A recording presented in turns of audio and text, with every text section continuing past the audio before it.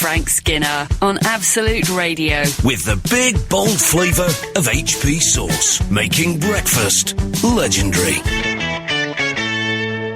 Absolute Radio. Frank Skinner on Absolute Radio. Good morning. You're listening to Absolute Radio. This is Alun Cochrane standing in for Frank Skinner. You can text the show on 81215. You can follow the show on Twitter at Frank on the Radio, and you can email the show via the Absolute Radio website. I'm joined by Steve Hall and Zoe Lyons. Good morning. Morning team. Morning. I will be filling in for Frank. Frank and Emily, indeed, are away this week. I'm not going to make up any funny lies about where they might be, although that is my temptation always. But let's just say I've had a very quiet week. I did some stand-up on Sunday night. I did a solo show in Wolverhampton, and since then I have not had a professional engagement.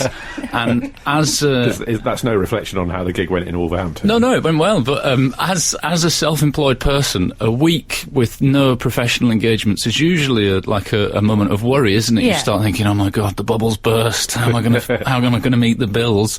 And then suddenly I'm promoted in my job, and I get Frank's seat for a week. So That's showbiz. I'm a terrible example to the working world, who they all work hard to get promotions. Actually, what you should just do is ease up a bit, and it just comes to you. That's the absolute truth. But yeah, it's we're all self-employed in this show on air, as it were. When you do get a quiet week, I always see it as a bit of a firewall now, because next week's very busy and February was busy, so I'm fine with it. But at the same time, there's a little alarm bell in my head that's thinking, oh, you used to be uneasy about this little work. And you can imagine how I felt when I got home one day this week and my wife had both the central heating and the fire on. And I was like, it's a quiet week. You can't do this during a quiet week. This is unacceptable. Yeah. One has to go. And we're in spring now, so the fire is excessive. What are either of them doing on? But does that make you think that when you're away on the road earning a crust, she's just got every appliance on? Oh, my goodness. It must be like a furnace in there. Permanently going. Like, if you're going to have two things on, make it hat and scarf. That's what I say. Why have both on? But yeah, I'm not going to just moan about the bills. Did you utilise your time well, though, on your week off? Yeah, I had a nice time. Yeah, it's been Did you do alright. anything around the house, or I did a little bit around the house. a little bit of DIY? No.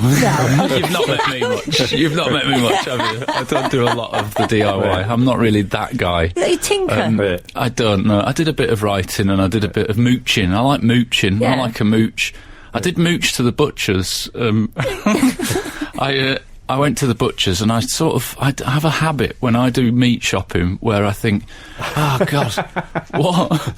I don't think I've ever heard the phrase meat shopping when it's not meant as a euphemism. No, it's just very much not. What's wrong with meat shopping? No, it's great. When you're going to shop it's just for a meat, brilliant what would you phrase. do? Who's going to do the meat shopping this week? See, that has no humour to it for me, because that's a sentence I would say fairly frequently. Fantastic. Well, we're going to come back to my meat shopping. You're listening to Frank Skinner's podcast from Absolute Radio. We were discussing my meat shop. Is that? I don't think it's that big a thing. Anyway, I think I got overexcited. yeah, I said to my wife, I'm going to the butcher's. I was mooching about. I was doing some other shops, and I was passing a little bit of Valentine. Yeah, I was passing the butchery that's near me, and it's a good one. It's expensive, but I'm not going to moan. And I went in, and I have this bad habit of when I go into like proper butchers, where everything does seem a bit expensive, of thinking, oh, why can't I do what they do on the telly, where they buy cheap bits of meat and make them delicious? And so I quite often come out with, like, something for stewing. Zoe, you're looking very upset at what's about to come here. I'm sensing a vegetarian in the corner. No, I'm a good. big carnivore. Oh, good. Yeah. When I go meat shopping, I take a trolley, a wheelie trolley. Excellent. I come out with thigh bones coming out the top. Oh, that sounds good. Yeah. I bought a tongue. Oh, no. I bought a whole ox tongue in cellophane, and it didn't look nice, and I held it up and said to the butcher, what is this? And he said, it's a tongue. And I said, how much are these? And he said, £5. So I bought this massive They are huge, ox aren't tongue. they? Yeah. and then went back with all the intentions of, I'm going to make this delicious, because that's what we should do. If we're going to eat animals, we should eat the whole thing and not be icky because it's a tongue.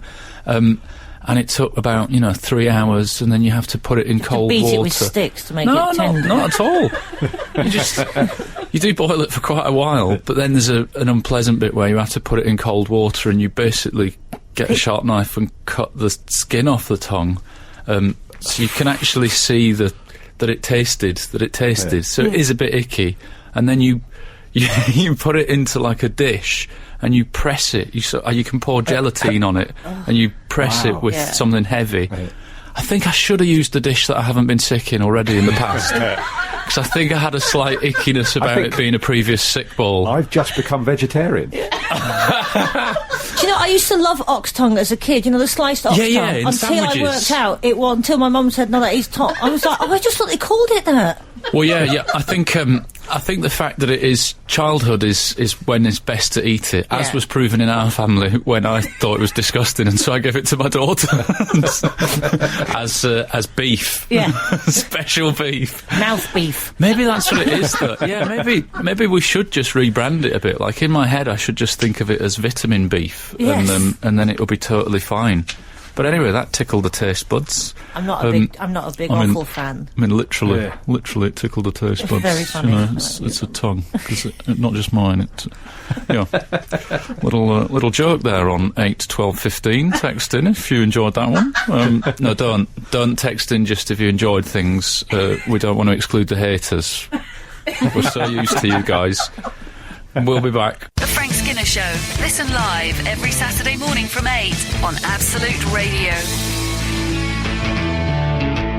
May I just say, when I just moved the faders up for us to begin talking after that track, that is the most I've worked in the last 6 days. We've actually had a text saying congrats on the promotion, Lecoq. Thanks. Are you now setting your sights on the Room 101 chair? Yeah, absolutely. Small steps. You just have to do nothing for the next month, Alan, and then... They'd be exhausting moving that fader that he's got. What is it? He pulls on a handle, doesn't he? Oh, God. I'd probably need to get fit for that, wouldn't I? I did say that I'd had the ox tongue and that I didn't actually like it. My first few tastes of it tasted mainly of horseradish, because I tried to hide the taste of ox tongue with horseradish, and then I thought I should go sans horseradish and see how it is. Didn't really enjoy that. And I feel like I'm sounding like one of those people that is squeamish about eating. I'm actually not very squeamish. And one of the reasons that I buy the ox tongue is that I'm thinking, well, we should eat offal, we should eat... And I've eaten it in other stuff, haven't I? It's obvious. Like, if you've ever bought cheap processed meat, you've had it. It's been in a cheap hot dog. Bangers. Yeah, exactly. Yeah. It's been in there. And I'm a man who once ate a cheeseburger that he bought from a woman who sneezed in her hands as he was buying it. And I was too polite to say anything. It just looked like a gelatin kind of coating. So I'm not squeamish. I just want you all to know that I'm not squeamish. I'm also upset because so I was just checking this, that I wasn't sure what the etymology of offal, the word offal, and it literally comes from off-fall. It's like there's nothing fancy about it. Off-fall? So it's stuff that's fallen off. Fallen off? Yeah. Oh, is it? Through Germanic sources. But how does your stomach lining fall off? That's a good question. But just the idea that someone's kind of basically go, would you like this stuff that I got from the floor? Yeah. That's basically the way they're selling it. It's good, though. I mean, it's good in theory. And did your daughter like it? Yeah, she liked it. But I like the theory of it. My problem is that I get a bit enchanted at the idea of, it's going to be cheap and nutritious and delicious. And also it takes so long to cook that as that time passes, I convince myself more and more that I'm an awful kind of guy. So literally, whilst the tongue was cooking, I was looking at buying awful cookbooks online, thinking, oh my God, if I really love this, I could get really into it. It'd be like a really grotty Jamie Oliver. My only experience of offal is tripe sticks for the dog, and they smell. Don't have them. I mean, I haven't eaten them, the dog's eaten them, but just a lick now and again. My friend used to freeze lumps of tripes for his dog in the summer, and then they'd just melt on the sofa. Yeah. Nice. Oh, wow. Yeah. We didn't go around their house often. It's making me hungry. Frank Skinner on Absolute Radio. Absolute Radio. You're listening to Absolute Radio, and we've been talking awful, but we're going to move on. We've had a text from Ian. He says, Alan, as Dick Emery would have said, you are awful, but we like you. Oh, nice, thanks. We've also had a chef has contacted. Dale Ventham has said, we have ox tongue at the on the menu at work with foie gras, poached quince and balsamic dressing. And there is a picture. He's tweeted a picture, so if anyone wants to look on the Absolute... I think I'd be giving all of that to my daughter or the Whippet, to be honest. It's been a good week for the Whippet, honestly. The ox tongue in gelatine, it looked like dog food. Dog got your tongue. Yeah, exactly. Very good. You very rarely see an overweight Whippet, do you? No. But I'd quite like to see one now. I've sort of pictured it in my head. I imagine it's sort of like a potato on matchsticks. Probably Google. Google could be your friend fat here. Whippet. Fat Whippet.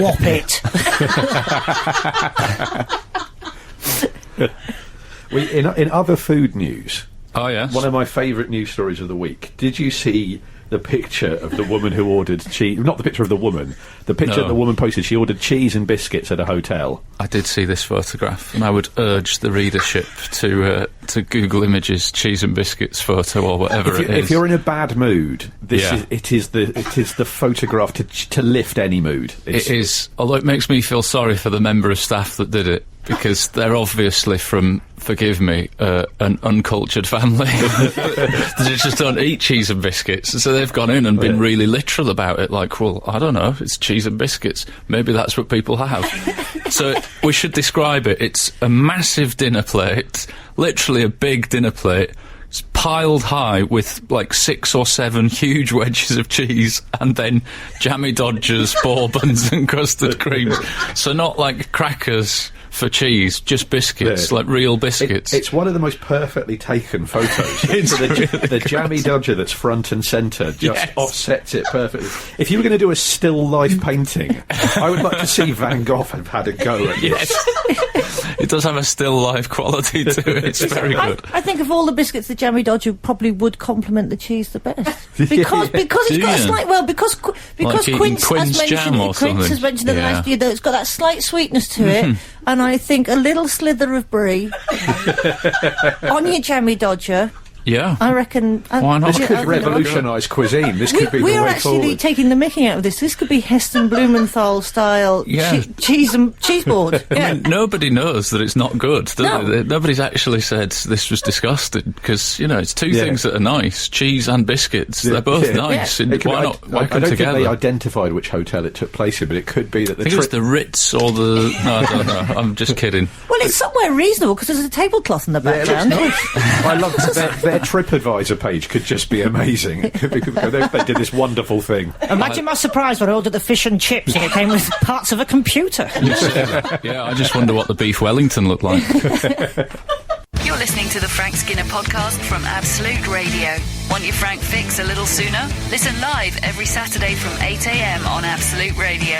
Across the UK on digital radio, mobile apps, and in London and the South East on 105.8 FM. Absolute Radio. So this week was National Book Week. Oh, yes. Apparently I don't have children and not that interested in books, so... Did you mean to say apparently, comma, I don't have children? Apparently I don't have children. Not that I know of. It just dropped out all over the place. But yeah, it was National Book Week, which I don't know... How long has this been going on? Book Day. Book Day. How long has this been going on for? I don't know. How long's it been going on, Steve? It's a few years, but this is the first year where the world has taken notice. Yeah. No, I think we talked about it on this show last year too, but it was beginning to get big then. Yeah. It just seems to me another. This is why I don't have children, because of that awful moment when they come home and they say, "I've got to go into school dressed as." Whatchamacallit, and then you have a nightmare where you realise you've never been able to sew, knit, stick anything together. Yeah. And you just end up sending a kid to school in a bin bag, just saying... You're going as Stig of the Dump. Stig is a great outfit, actually. Stig of the Dump. Oh, I never thought of Stig. Not as good as the kid who went to school dressed as Christian Grey from 50 Shades of Grey. Can I say, nothing has made me happier this week, including the Offal, than this story about the child being barred from the school photograph for being dressed as a Christian Grey character. I did think it might be one of those radical faith schools and that he wasn't allowed because he went dressed as a Christian, but no, it was... It's a pretty remarkable show. And I love how he's just not apologising. They've interviews with a kid. Yeah. And the mum, And he just doesn't care. Yeah.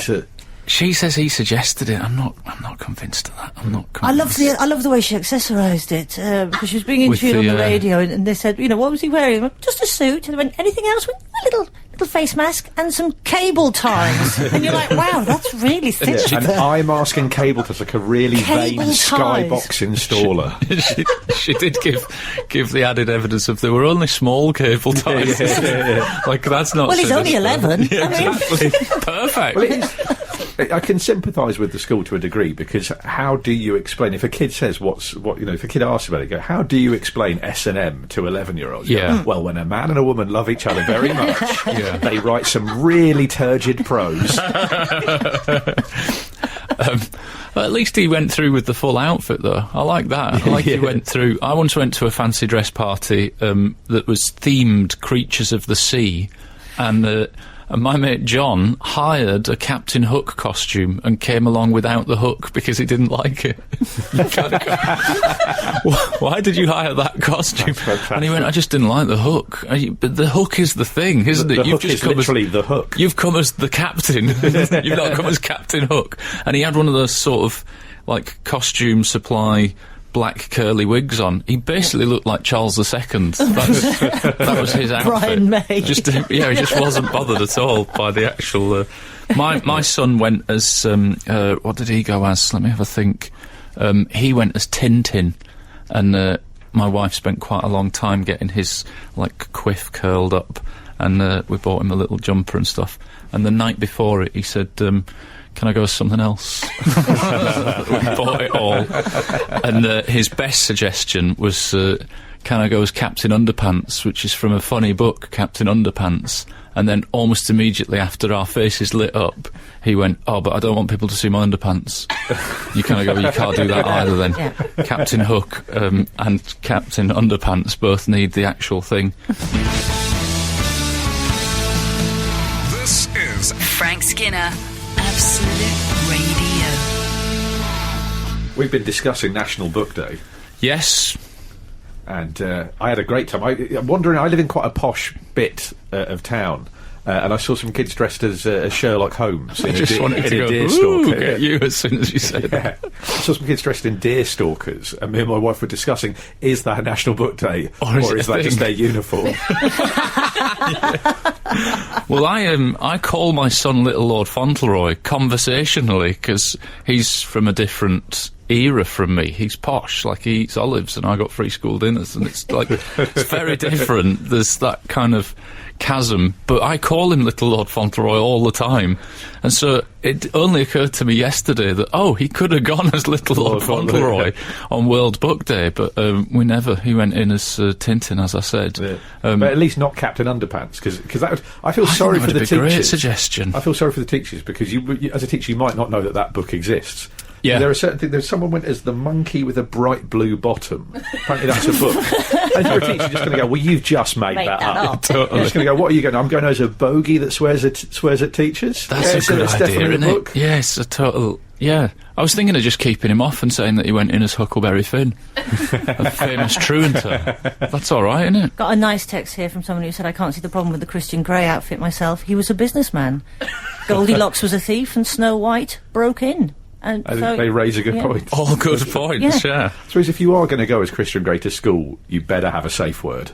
And you better make sure that your fellow students know that safe word for the kicking break time. That would be a very, very nuanced bit of detail for the costume if he just pulled out a piece of paper with a safe word on it and showed it to the teachers.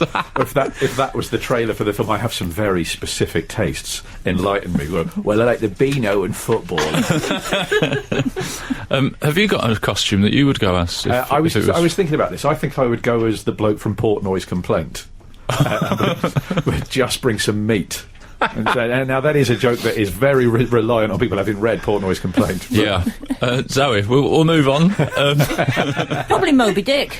Yeah? Yeah, just a massive whale. Uh-huh. Yeah, In fact, that's where ox tongue would come into its own, because it looks very much like blubber, and I reckon you can make an outfit entirely out of ox tongue.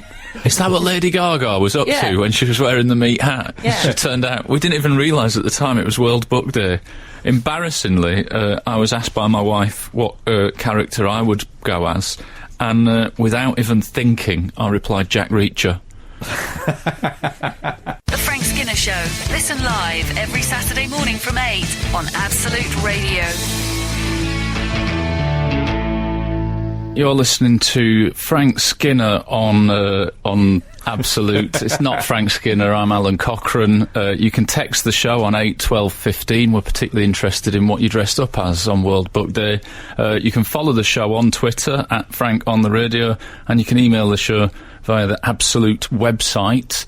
I'm joined by Steve Hall and Zoe Lyons. Morning. That's what I have to do at the top of an hour, guys. On the subject of World Book Day, Zoe has just seen out of the window here at Absolute Towers a man. You talked about Captain Underpants. Yep, I can see him.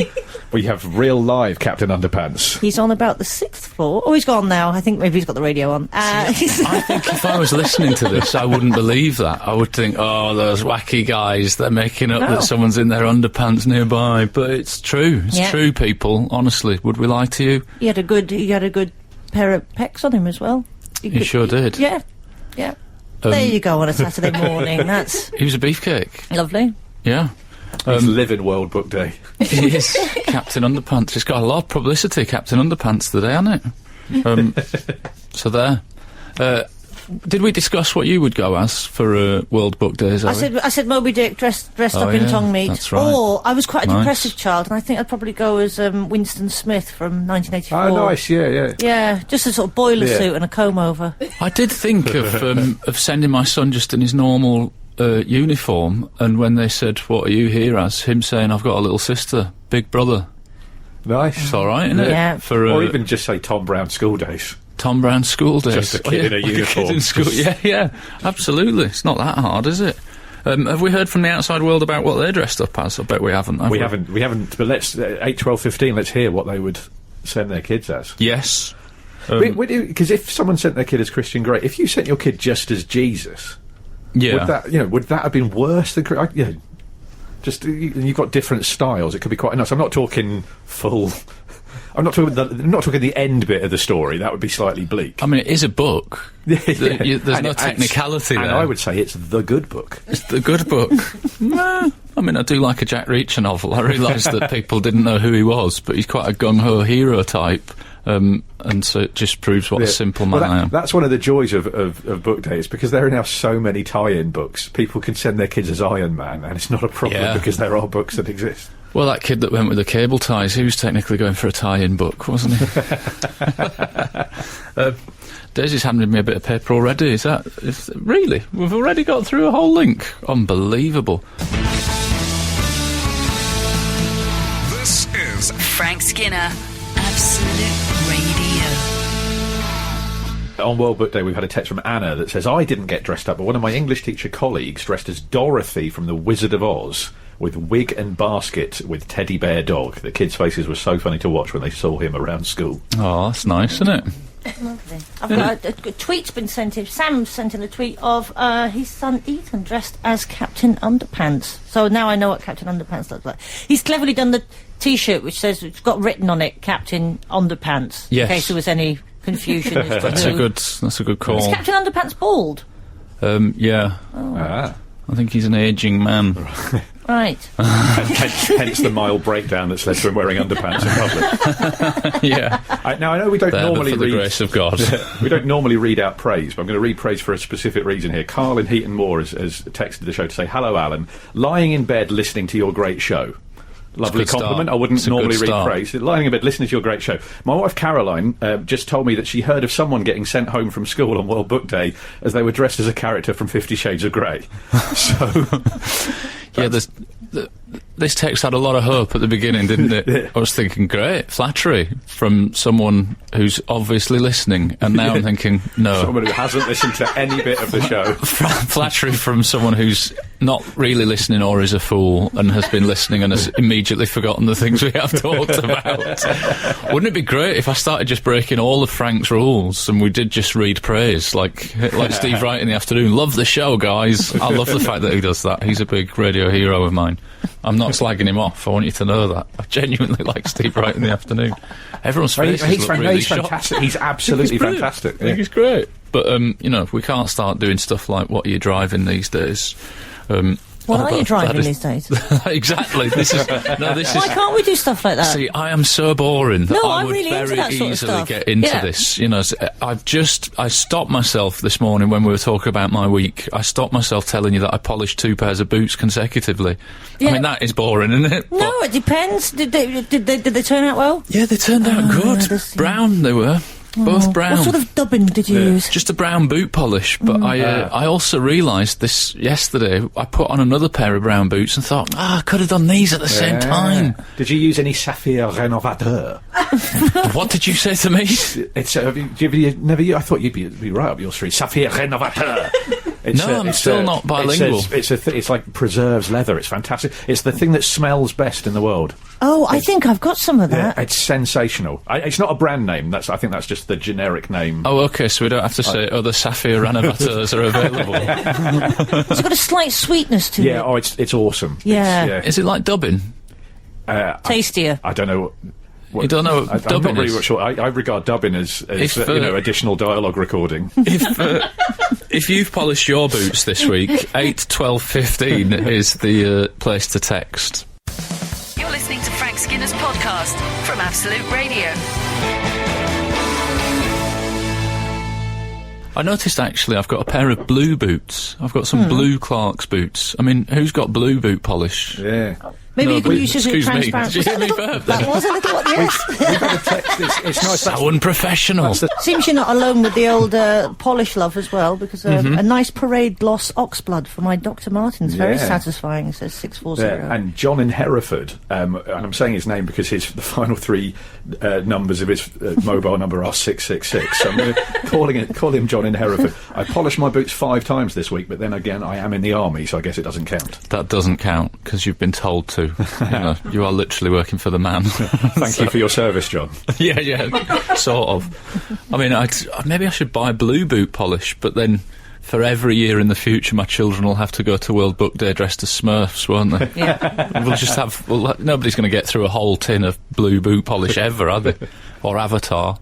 Anyway, we can move on now. I just wanted to touch on... obviously, the Harrison Ford story is quite upsetting this week, but delightful that he's going to survive. Yeah, I didn't find it that upsetting at all. I thought it was great. Oh, really? Oh, what a legend. I mean, it's heroic that the fact that he managed to land it somewhere safe and sort of brilliant. But it's always when something like that happens, there's a lot of outpouring of love for people. Yeah. But it's only when we think we might lose them. It sort of was a reminder to me to tell people that I love them just all the time, but not just... Are you okay? Not just friends and family, but as in people like celebs that we've loved. Yeah. So for no reason today, Brian Cant, what a wonderful human being. Yeah. Nothing wrong with him. But he's always... I'm worried about you, Steve. This is not the normal you that I know, but it's nice. Burt Reynolds, he's awesome. Yeah. Okay. Good. Harrison did prove that he was a proper hero, though. I'm going to pick up on Steve's point. The hairy bikers, I'm a big fan. I really like them. Tony Robinson, awesome. This could be the weirdest texting ever. Who do you still like? And you want to say it out loud? Sorry, what were you saying, Zoe? I was just saying, he did an incrable job to land that thing. That's what they're saying. Yeah, they're saying that he saved lives by not crashing on any buildings or and people. And as disastrous, the level of anxiety that he must have suffered when he realised the lights had gone out at 3,000 feet, the level of anxiety must have been catastrophic. Not for Harrison Ford. Because he is Harrison Ford, I just wonder if somewhere in the back of his mind there was something going... Dun, dun, dun, dun, Yes, absolutely. Dun, dun, dun, dun. I've got this covered. Yeah, I mean... The self-help people say you are what you constantly do. Yeah. You become what you practice. I love he has. I love the tweet that his son sent. Oh, it was a the phrase for your own son to say of you, he is every bit the man you would think he is. Yeah. That is awesome. That's like a gauntlet thrown down for life. That's how to live a life. That. I mean, the sad thing about that is I read it and got jealous of a 72-year-old man. Because I think the same is true of me. I think my wife would say of Alun Cochrane, he's every bit the man you think he is. He's an idiot. He's a gangly fool. You shouldn't be jealous of a 72-year-old man when you're a 40-year-old legend. Absolute Radio. Frank Skinner on Absolute Radio.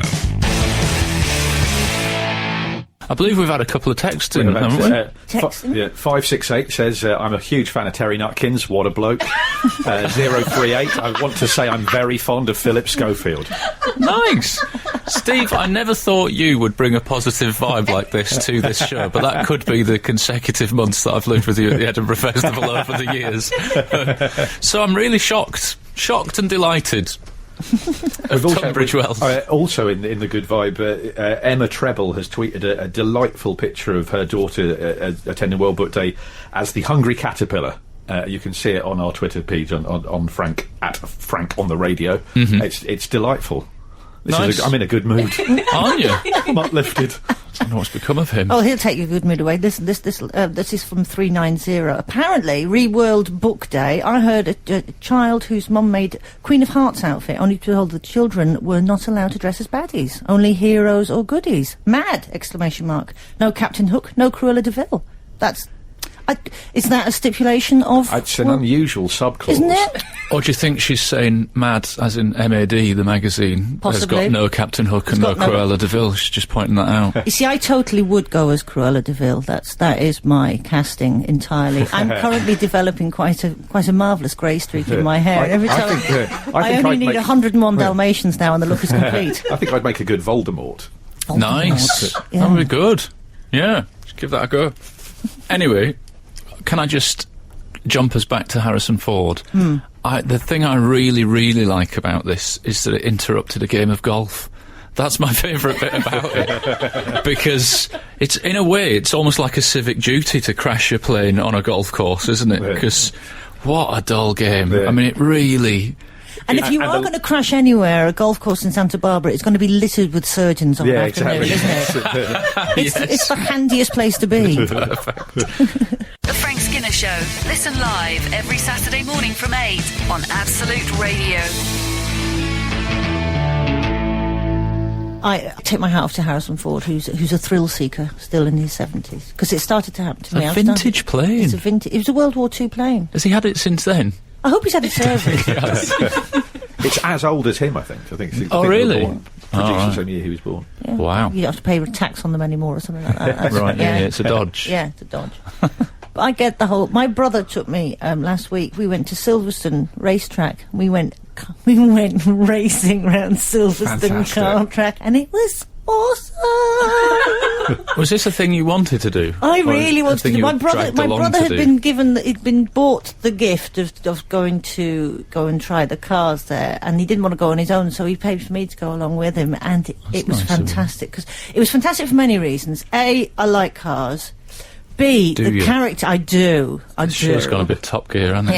Yeah. And B, the characters that you get on these sort of car experiences are just how you'd expect them to be. There was a lot of slightly sort of dull-looking middle-aged men, but you could just see the burning ambition in their eye. They were going, if I hadn't spent the last 25 years in welding, I could have so been Lewis Hamilton. And you could see they were just dying to get in the car to show the world what they were capable of, and just their wives hanging out, taking pictures of them. And me, I was the only girl on the track.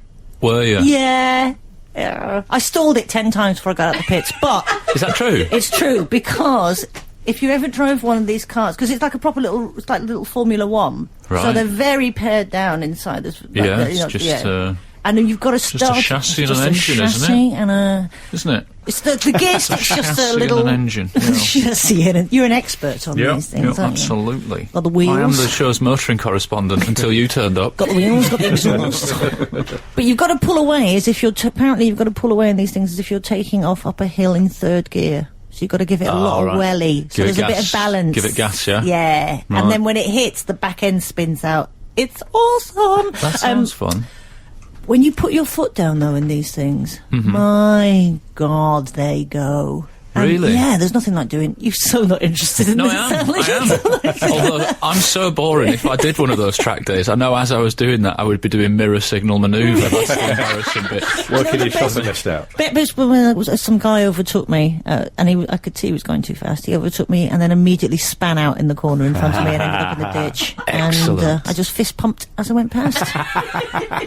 A Luigi death stare. Yeah. Like in Mario Kart. He faced the wrong way. If someone overtook me on one of those tracks, I'd be hoping for a speed camera, thinking, well, you'll get yours in a month. Frank Skinner. On Absolute Radio. Absolute Radio.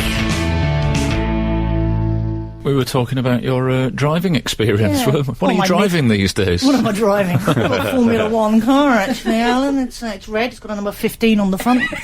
How big's the boot? Can you get quite a lot of shopping in there? You've got to do a small shop. You've got to do a delivered shop in those sort of cars. I can't get anything back from IKEA in the back of that. I only really like the sound of this if it genuinely does transfer into you getting to your gigs a bit quicker. I want it to be... rocks up to gigs in that. No, but I don't even mean using the car. I mean applicable skills. Do you get to transferable drive skins? Yeah. Do you actually arrive at places earlier and less stressed? I have a greater understanding now of the braking into and out of corners. And the slow and fast out. Is that what they were discussing? Yes, but also consistent speed through the corner. Don't alter your speed in the corner. Don't brake or accelerate too much in the corner. If you're going too fast into the corner, leave it too fast and you will pull out. That's this what I learned. moment is the happiest I've ever been on this show. Finally, I have made this show properly at my level. Yeah. How do you take a corner? Do you drive, Steve? I've never had a single driving lesson in my life. Never? Never. Total loser. Finally, we've got a whipping boy for the show. Because I believe in the planet, yeah, guys, and I'm scared to drive. Aware of how badly coordinated I am. Have you never driven at all? I have never driven at all. Wow. Next time I drive to London, I'll take you out.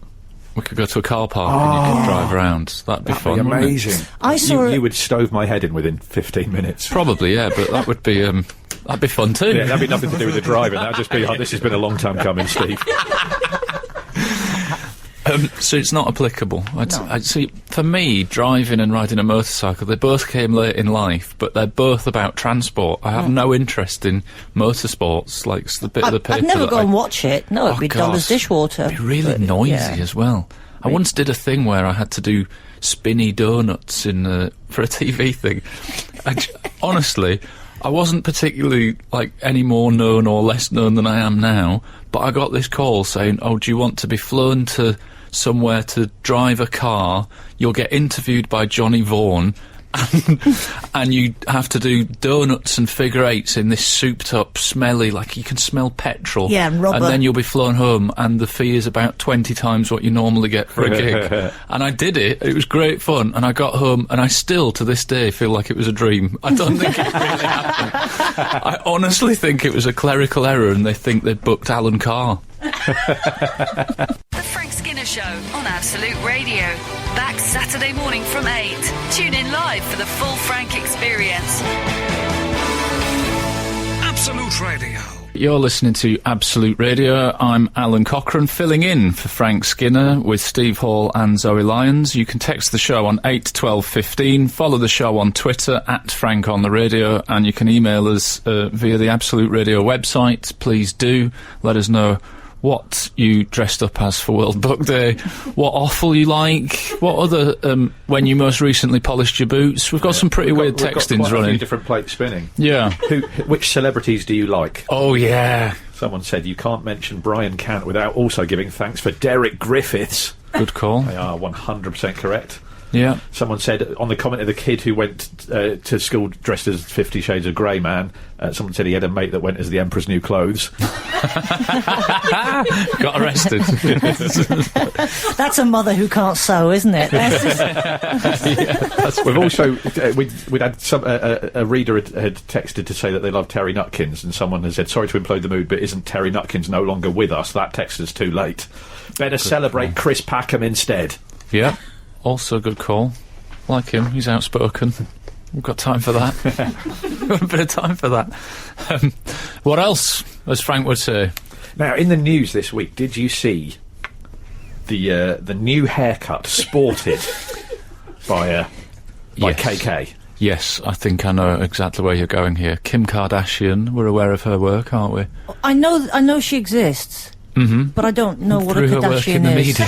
Yes. I'm not entirely sure what a Kardashian is. She's, how can we describe it, Steve? She's, I think I had to learn it, mainly for this show. I would say she's a rich it girl that is popular through reality television. Is that a synopsis? Yeah, I think that's fair to as say. a potted biog. Yeah. I mean, obviously, I'm aware of her, and I've seen her, certain I think her parts family of got. her. I think her family got rich because her dad defended OJ. Yeah. And then she Successfully. did some reality thing, didn't She they? did some Keeping up with reality the thing. Kardashians. that's It what is. Well, almost everything's got Kardashians in the title, hasn't it? Like Yeah. she's big on that. And you know, she's some woman, isn't she? She's a specimen, but she's changed her hair. That's the news. That is the news. I'm going to say it out there. I'm a fan of hers in terms of her appearance. I think she looks lovely most of the time.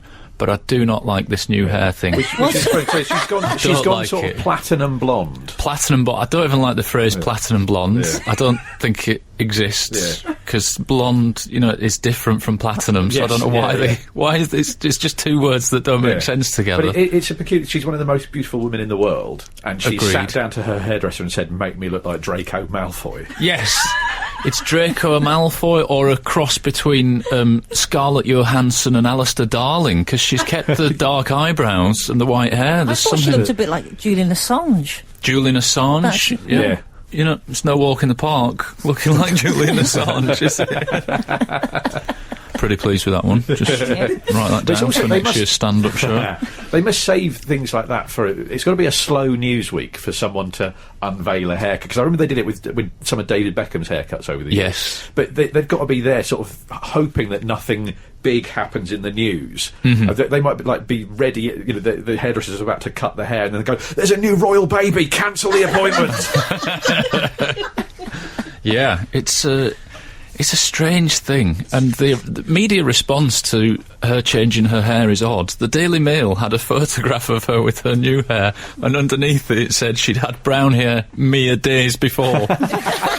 As if they Like it didn't was a quite miracle. well, they didn't quite understand the concept of changing your own hair.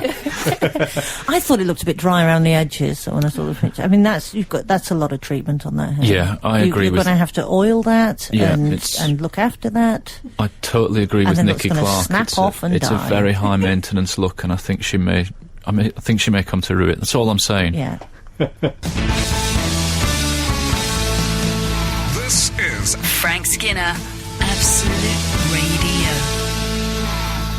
This is Absolute Radio. We're talking about KK, Kim Kardashian, and her dyeing her hair platinum blonde for World Book Day and going as Andy Warhol, and then realising that he wasn't really a books guy. Do you think, I think that's what happened? Like, I've really misread this. Have you ever dyed your hair, Steve? I've never dyed my hair. No, me neither. It's tricky when being obviously such I'm fairly Semitic in my look, and dyed Semitic hair just looks terrible. Yeah, You don't get true that many enough. bleach blonde Jews. Although the Japanese go for the... They do, yeah. They do it, don't they? You know. The nearest I've got is I once put lemon juice in my hair and went out in the park, and it went kind of a bit like ginger, I'm going to say. It went from light brown to ginger. And then I went and did some gigs in East Asia, and people thought I was a Japanese pop star. It was very strange. Odd time. What about you, Zoe? Never dyed it. Never dyed it? Permed it? No, never permed it.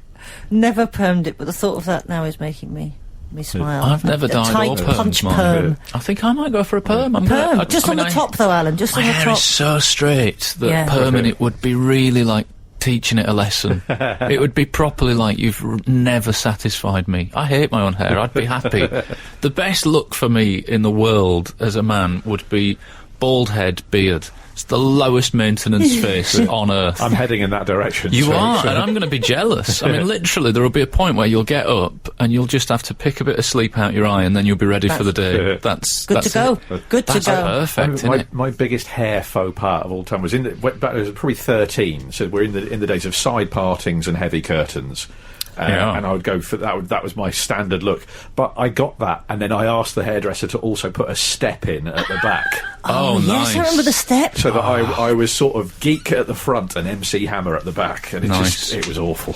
We used to call it a wedge as well. Like to wedge. I was never I've never been very vain about my hair. I had alopecia as a kid, so I lost a lot of my hair when I was a kid, which is always great when you're sort of 13 at school.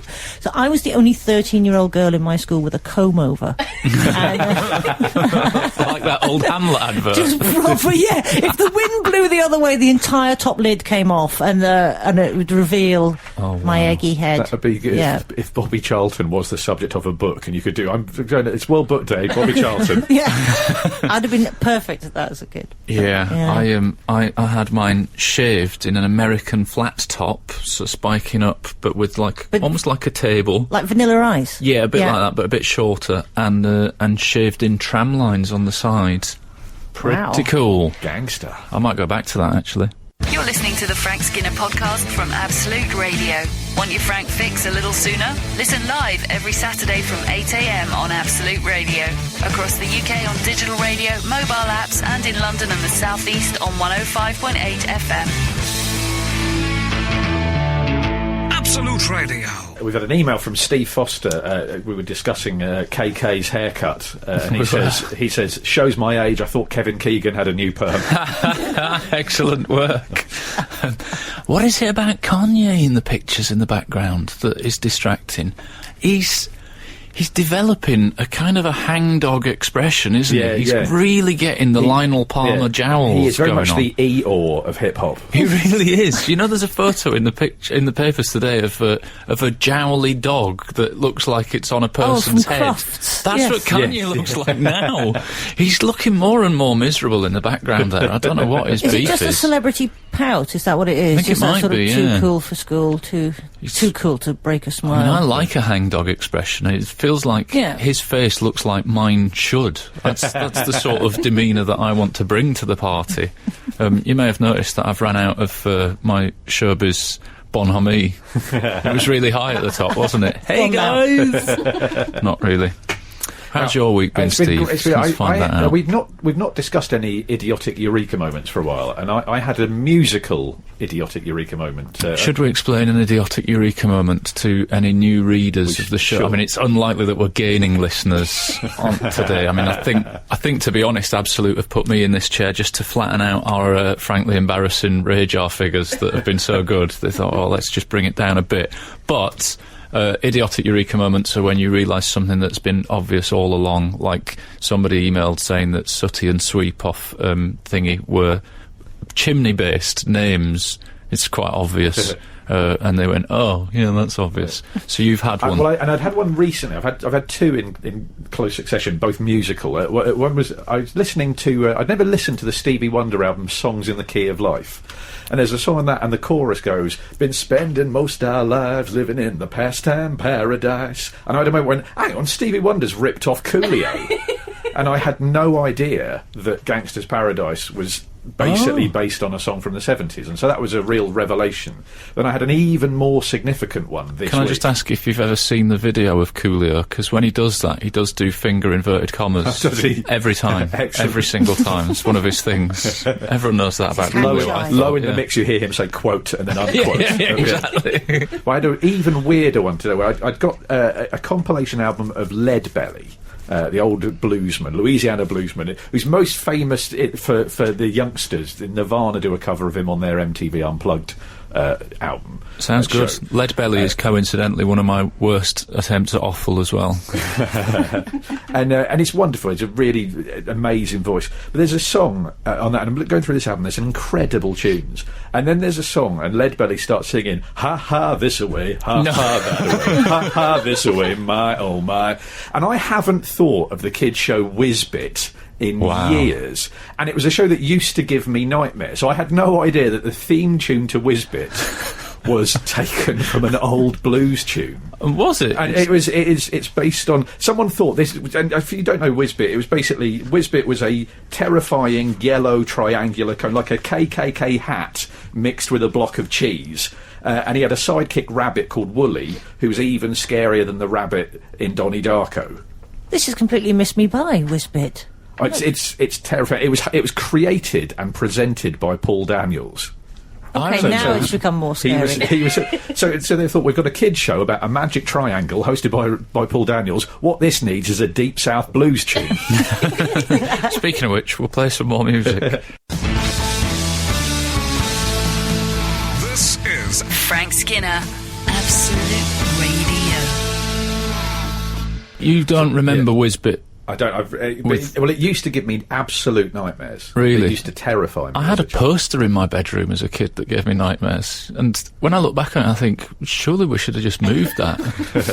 But I don't know if it was just a 70s thing and people didn't think, oh, yeah, we could just take that down because Alan's terrified of it. What was the I can't poster? even remember. It's just scary. I had a clown that had like it hung on the back of the door, and it had you shoved your pyjamas into it. Oh, yeah. And that terrified me. And again, yes, I could have just You do think there was a really obvious fix to these things? Remove the clown. I don't understand. And I don't often remember childhood TV. I don't know if I had some horribly scarring event and I've blanked the whole thing. But the only programme that I remember from childhood is Glenn Michael's Cartoon Cavalcade, which was on Scottish television, and I left Scotland when I was 7. So how that's the thing that I've retained from all childhood. When people talk about the Magic Roundabout, I only remember it from now, from seeing clips of it on like the news or whatever. Good story, bro. Well, that was the thing with Whizbit, was that it was like a This depth whole charge. show should be called Good Story, bro, for everything I say. That's my feeling. Carry on, Steve. Sorry. It's those moments of absolute, and this is the day that I discovered this. The next day, I had a photo shoot.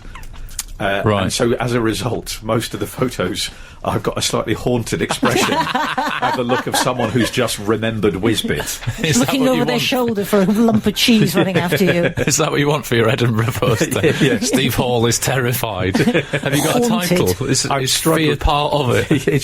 It should be. I'm struggling for a title for it. Have you guys got Edinburgh show title? Have you got? I have. Mine's called I'm Not Going This Year, and I'll be mostly sat on the beach with a Fantastic. 6-pack of beer. It's quite long for the 40-word blurb, isn't it? It's quite long. No, but we could make that today's texting. If you've got an Edinburgh show title for Steve Hall, 8, 12, 15 would be perfect. The Frank Skinner Show. Listen live every Saturday morning from 8 on Absolute Radio. Have I ever told you the story of my Coldplay story? Have you got a Coldplay story? Yeah, I knew their original manager, Phil Harvey. I knew him a little bit at university, and he was considering dropping out to manage them. Right. And so he played me some of their tunes when they were just, because they were old friends of his. Right. And this is how good I am at giving life advice. I sort of went, mate, I don't know. I think, it's a university degree, and And did he stay on the course? No, he thankfully he ignored my advice. That is a bullet dodged, I would say. But Imagine if he'd stayed on the taken course. my advice, yeah. And, oh my God, he would loathe I could never you now. remember their names, so when I'd bump into him, I would say, so I could never remember, so I'd kind of go, how's the coal shed doing? But not doing it deliberately. How are that warm front doing? I've got some advice here from Steve from 312, who says, the name of Steve's Edinburgh show should be My Weird Eureka Moment. Oh, yeah. Ah, nice. Yes. Yeah. Give it a crack. And then it could be a photo of me sort of having me in a bath, Archimedes style. So, how was your actual photo shoot? I find photo shoots the most destructive thing to my self-esteem. Yeah. It's always nice when the photographer. I mean, they're good. It was a very good photographer, but it's the moment where he sort of had to say to me, "Can you try and look a bit more human?" I hope that's a direct quote. I really do.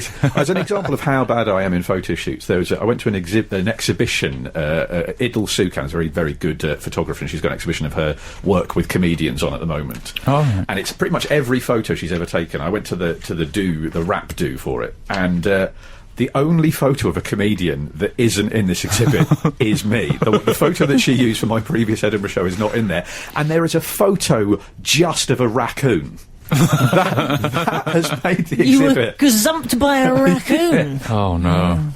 Oh, that is a shame. I feel your pain, though. I don't like them. I don't like. I don't like having my face concentrated on for that amount of time. That's right. And then it starts to twitch weirdly. Because in real life, if someone says, "Oh, look at that thing on your eyebrow," you can just move a hand and sort of distract them, can't you? You can really play like the misdirection game, but not in a photo shoot. Not in a photo shoot. It's too much. And if I try and smile, it's forcing that smile, and then the top lip just starts to quiver like you're sort of doing a weird Elvis impersonation. Hey, this is natural. Well, we've talked about photo shoots before on the show, and Frank and Emily have given me advice on smiling for photographs, and apparently you should press your tongue to the top of your mouth and smile, and it becomes sort of sincere. But that's not what I want. Do you shut your mouth when you're doing that? Or I don't, but I don't really like my gums. I don't really like my teeth, and I don't like the fact that as I smile, my eyes are getting wrinkled. I'm aging at about a decade a week on the old eyes. For World Book Day next year, I might go for. Yes, I have. Yes, tightened them up. Yeah, and the eyes. Yes. But I haven't done that for photo shoots. I mean, rest really is the thing, innit? Just good sleep. That was my New Year's resolution for 2014, and it never really paid off. An eye mask and some cable ties. Exactly, yeah. Just get an artist's impression of your face for the next poster. That's just a rough sketch. But then if that would happen, people would think David Baddiel was doing another show. You know, another interesting thing they say for ladies on the red carpet for photo shoots is to stand there and cross their legs over, so it makes their legs look really long and elegant. And I've tried that, but it just looks like I'm incontinent. Absolute Radio. Frank Skinner on Absolute Radio. We had an email from a furious Jimmy in Wigan. Furious Jimmy. I said, "Hi, I thought this was the Frank Skinner show. I've not heard him for the last 40 minutes. Where is he? Stuck on the bog?" No, he's off this week, and my normal role of motoring correspondent on this show has had me elevated. It's a bit like when James May gets to host a television programme, when he gets released from the captors that are Hammond and, what's his name, Clarkson. It's a bit like that, insofar as that people just turn off.